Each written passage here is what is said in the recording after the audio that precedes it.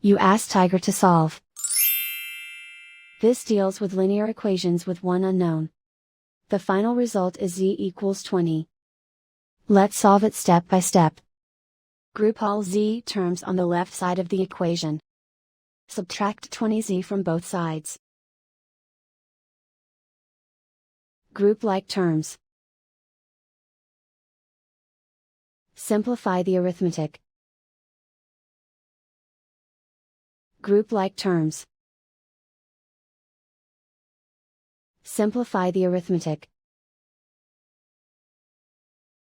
Group all constants on the right side of the equation.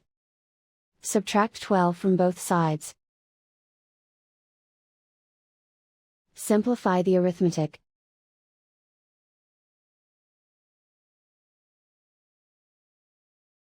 Convert the z into a positive number.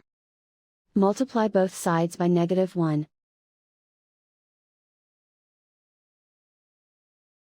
Remove the ones. Simplify the arithmetic. And so the final result is z equals 20.